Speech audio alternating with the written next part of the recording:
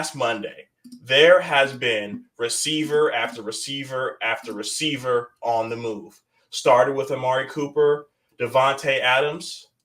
So, what were your thoughts on all the receivers that have been on the move? And then today with DeAndre Hopkins. Yeah. Well, for those three specifically, man, I would say that let's start with the main one, Davante Adams.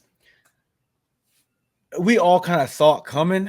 I just didn't respect the result when he got there. It didn't seem like it really worked out in a way that it probably will eventually work out, starting probably this week, actually. But when he went there, I don't know. I just kind of was like, it's the only place I could see fit. I mean, they get rid of Robert Saleh. Aaron Rodgers seems very unhappy.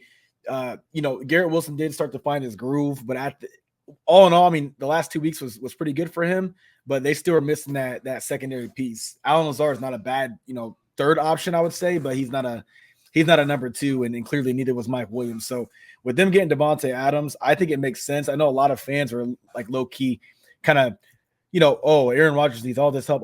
It's really not a ton of help. I mean, there's a lot of good receiving cores in the league. This is just going to be another one of them. So I think that the move made sense. I like the move personally. I'm still high on the Jets. I think that I'm gonna lie to you. I want to see the Jets do good. I really do, because I thought that the Dolphins were going to be doing really good when it came to that division. And now that I'm looking at it, I'm like, well, obviously the Dolphins are dealing with what they're going through. The Bills are the Bills. Then you got obviously the Patriots, and it's like, no, like it's there for the taking. I want to see if the Jets can surge and give us some good football moving into later weeks, as they're down right now in the division.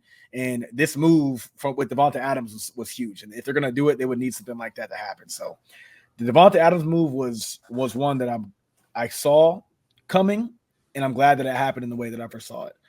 As for like Amari Cooper, that's huge. That's probably just as big, if not bigger, than the Davante Adams move, only because Josh Allen, he needed a wide receiver one. It's just point blank, period. Garrett Wilson is a wide receiver one. Aaron Rodgers already had that. Josh Allen needed a wide receiver one, and he went and got it. And I can't wait to see how that pans out for the Bills. Again, that division, I think it's going to be kind of up for grabs when it's all said and done. The Jets have to get on their P's and Q's. I'm not sure what the Dolphins are going to do, if they're going to make a surge back. Probably not, but I think that the Bills did it. I mean, if the Bills didn't get Amari Cooper, it'd need to be Davante Adams or somebody of that caliber. So I think that Amari Cooper being, I believe he's a tad bit younger than Davante Adams, if I'm not mistaken, and just as explosive, not as good as I'd probably say he's not as sure-handed as Davante, but both of them are really good route runners. Both these guys don't really rely on a max amount of speed to get the job done. And so I don't think that whether they went the route of Davante Adams or they went the route with Amari Cooper, that they're really losing anything or gaining much of anything. I think it would have been a very even move for both of them. So the Bills getting Davante Adams or getting Amari Cooper was perfect. And I mean, that's just that. And then after the last one, who's the last one that moved? It was DeAndre Hopkins to the Chiefs. I'll believe when I see it. That's one of those ones where it's like he is older. He has lost a step, definitely. He's injury prone, I would say. I mean, he hasn't had a super healthy season for a while. And even when he did have a healthy season, did he really have a quarterback throwing to him? Don't quote me on that. I'm not really sure, but I don't believe so. So DeAndre Hopkins looking like a shell of himself. Now he's got the best quarterback in the NFL all around throwing to him, and he's on a very good football team. He went from a very bad football team, one of the worst in the league, to the best football team in the league right now. So this should work out good for him, but I gotta see it first. So it might be kind of like how it was with Davante Adams going to the Jets. We might not really see much of D-Hop the first week, but we'll find out. Continuing on DeAndre Hopkins, everybody's making such big news of this trade. We have seen the Chiefs do this for the past 2 years. Kadarius Toney, they trade for. Next year, Mecole Hardman, they trade for. This year, DeAndre Hopkins. The Chiefs are always aggressive. Andy Reid and this organization understands their window.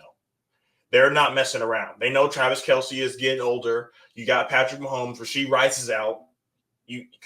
Xavier Worthy is a speed demon. No one wants to see him, but he is not a number one. For him to go out there and have to be the number one, we saw that it just wasn't working out. They had to go get something else. Without DeAndre Hopkins, they were just going to be able to double team Travis Kelce, and that was going to be that. But for DeAndre Hopkins to come in there and not fill that Rashee Rice role, but be able to bring some productivity to that wide receiver room that desperately needs it. They're getting Pacheco back soon, so to have Pacheco, and Kareem Hunt in the backfield, they're going to be loaded in the backfield. This team likes to run, and I know that this is kind of crazy to say, but this Chiefs defense is going to carry them.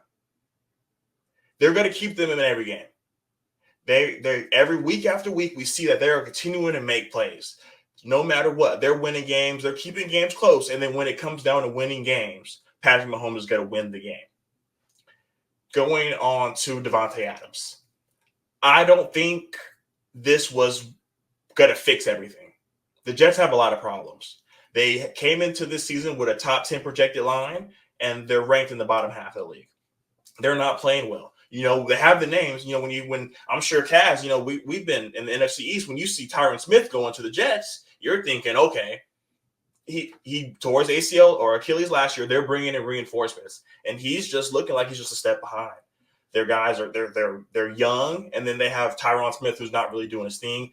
Garrett Wilson has been struggling. I know the past couple of games he's been doing really well. Trust me, I know because I have him on fantasy.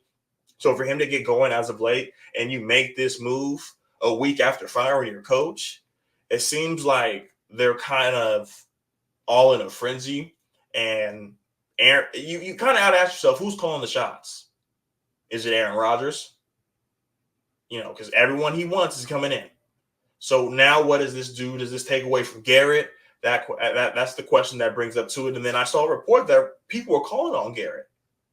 He's the number one. Is he going to be okay being a number two? We don't know how much longer they have, but it's just crazy to me that Davante Adams left him in the first place, because the reason he left was because he didn't know how long he was going to play. And today he still doesn't know how much longer he's going to play. So that's really interesting. Did you have something to say about that, Cass? I actually forgot to touch base on that. So I was going to say the whole Garrett Wilson thing. I think that at the same time, when I said, I think it's a good move. All in all, I think it's going to help out a lot. It could be the polar opposite. It could be a terrible, terrible move if Garrett Wilson isn't happy. And I actually forgot to mention that earlier. So I think that Garrett Wilson is first off, Aaron Rodgers definitely called the shots. Secondly, he's got to be calling the shots. Secondly, 100%.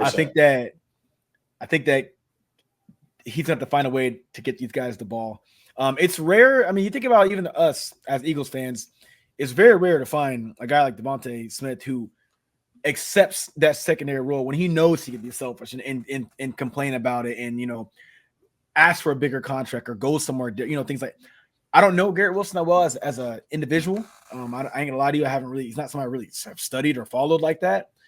But if it gets to the point where he's not getting his target share, I mean, more often than not, we know how this turns out.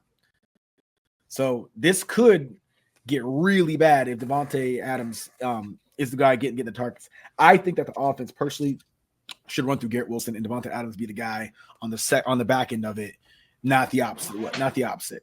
That's just me personally. I don't think that's going to work out if they make Adams the primary receiver and he's averaging, 3 or 4 more targets a game than Garrett, who is usually open almost every play. So it's going to be interesting to see that dynamic. And then ending on Amari Cooper, it kind of just goes to show when he looked at Keon Coleman and it's rumored that he told him to play and he scores a touchdown. This has been a receiving core that we saw Stephon Diggs leave, and the question was who steps up. They draft Keon Coleman. Everyone thinks Keon Coleman's going to be the number one. 7 weeks in, it's Khalil Shakir. He is the number one receiver on that team. You got Dawson Knox, who is young and upcoming. They have another tight end, but his name is slipping my mind. Dalton Kincaid? Yes, Dalton Kincaid. They have Dalton Kincaid. You add Keon Coleman to this mix, but now that you add Amari Cooper, a dominant number one receiver, in this mix of young guys, I think this is going to only help Josh Allen's case for not only MVP, but for this team to have relevancy in the AFC. We see the teams around them in their division. You see the Dolphins, they're getting Tua back. We're going to see what that's going to be. We see the Jets. So the Patriots are the Patriots. So as of right now, they have a grip on the division. So why not go all in? This defense is playing out of their mind. So as long as you have Josh Allen, who has not thrown an interception this year, who led the NFL in interceptions year after year. So he's finally figuring it out over there. He doesn't have to sling it. He came out there and said it's refreshing to have guys that just want to go out there and play. They don't care about their stats.